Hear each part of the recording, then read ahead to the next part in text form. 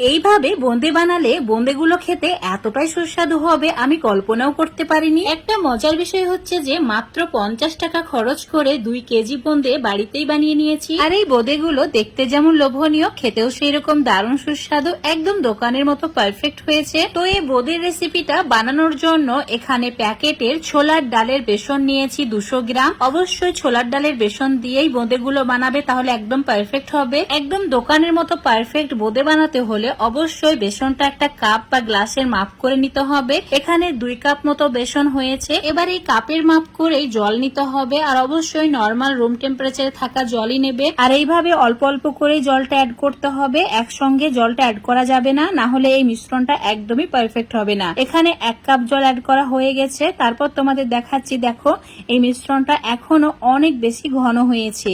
তো আরো 4 চামচ মতো জল এখানে অ্যাড করে দিয়েছি। তো জলের পরিমাণটা তোমাদের বুঝে নিতে হবে কতটুকু লাগবে।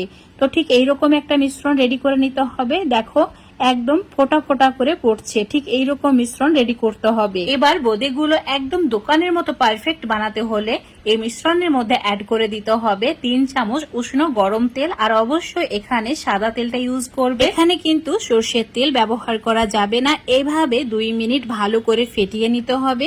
ফেটানো হয়ে গেলে অল্প 1 চিমটি মতো বেকিং সোডা বা খাবার সোডা অ্যাড করে দিতে হবে। তারপর আবারও 2 মিনিট ভালো করে ফেটিয়ে নিতে হবে। তো ফেটানো হয়ে গেলে এই মিশ্রণ থেকে 3 হাতা মতো মিশ্রণ আমি একটা বাটিতে আলাদা করে নিচ্ছি। তো তোমরা যদি ফুড কালার মেশাতে না চাও তাহলে আলাদা করার কোনো প্রয়োজন নেই। এখানে রেড ফুড কালার দিয়ে দিচ্ছি 3 থেকে 4 ফোঁটা মতো। তারপর ভালো করে মিশিয়ে নিচ্ছি। তোমরা তোমাদের পছন্দ মতো বিভিন্ন ধরনের ফুড কালারও অ্যাড করতে পারো।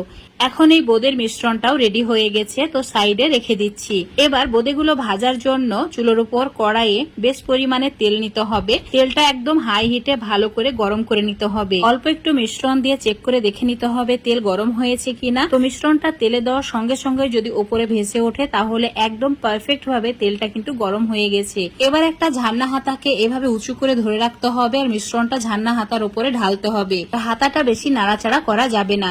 এই সময় চুলোর ফ্লেমটা অবশ্যই হাই করে রাখতে হবে। এটা দেওয়া শেষ হয়ে গেলেই চুলোর ফ্লেমটা একদম মিডিয়াম করে দিতে হবে। মিডিয়াম ফ্লেমে 1 মিনিট ভেজে নিতে হবে, তারপর তেল ঝরিয়ে তুলে নিতে হবে। তাহলে বোঁদেগুলো একদম পারফেক্ট ভাবে ভাজা হবে, একদমই পুড়ে যাবে না, আবার অতিরিক্ত নরমও হয়ে থাকবে না। একইভাবে রেড ফুড কালার দেওয়া মিশ্রণ দিয়ে বোঁদেগুলোকে বানিয়ে নিচ্ছি। তো যতবার বোঁদে বানাবে অবশ্যই ঝান্না হাতাটা ভালো করে পরিষ্কার করে ধুয়ে নিয়ে মুছে নিতে হবে, তারপর মিশ্রণ অ্যাড করতে হবে। তো 1 মিনিট এভাবে ভেজে নিয়েছি, এখন তুলে নিচ্ছি। আর অল্প একটু মিশ্রণে গ্রিন ফুড কালার দিয়ে আমি বোঁদেগুলো বানিয়ে নিয়েছি। তো এখানে কালার দিয়ে বানানোটা একদম অপশনাল, নিজেদের পছন্দ মতো বিভিন্ন কালার দিয়ে বানাতেও পারো বা না বানাতেও পারো। তো সব বোঁদেগুলো বানানো হয়ে গেছে।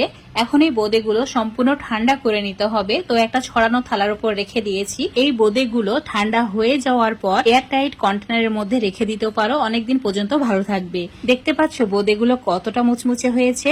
এবারে বোঁদের জন্য সিরাটা রেডি করে নিতে হবে। একটা বড় সাইজের কড়াই নিয়েছি, দিলাম ওই কাপের মাপ করে জল 1.5 কাপ, আর 1.5 কাপ চিনি অ্যাড করেছি।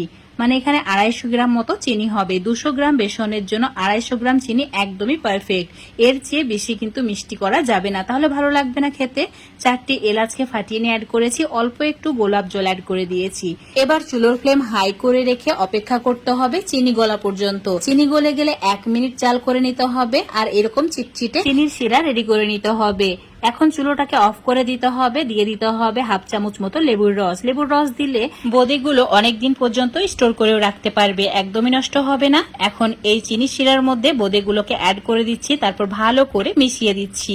মেশানো হয়ে গেলেই একটু ওয়েট করব যাতে হালকা একটু ঠান্ডা হয়ে যায়। তারপর এটাকে ঢাকা দিয়ে 5-6 ঘন্টা রেখে দিতে হবে। যদি রাতে বানাও তাহলে সকাল পর্যন্ত ওয়েট করবে। তো এখন ঢাকা দিয়ে রেখে দিয়েছি, পরের দিন সকালবেলায় তোমাদের দেখাচ্ছি।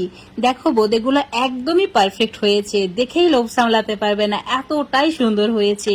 আর সত্যি বন্ধুরা এটা খেতে এতটাই সুস্বাদু ছিল যে তোমাদের হয়তো আমি বলে বোঝাতে পারবো না। তো বন্ধুরা অবশ্যই আমার রেসিপি ফলো করে একবার হলেও বাড়িতে বানিয়ে খেয়ে দেখবে, তারপর কমেন্ট করে জানাবে। আশা করছি তোমাদের সত্যি খুবই ভালো লাগবে খেয়ে। আর ভালো লাগলে লাইক শেয়ার করে দেবে। দেখতে পাচ্ছ কতটা রসালো হয়েছে, মুখে দিলে মিলিয়ে যাবে সেই রকম দারুণ সুস্বাদু বোঁদের রেসিপি তোমাদের সঙ্গে শেয়ার করলাম। রেসিপিটা ফেসবুক পেজ থেকে দেখলে পেজটাকে ফলো করে নেবে, ইউটিউব থেকে দেখলে চ্যানেলটাকে সাবস্ক্রাইব করে রাখবে আরো এরকম রেসিপিগুলো পাওয়ার জন্য।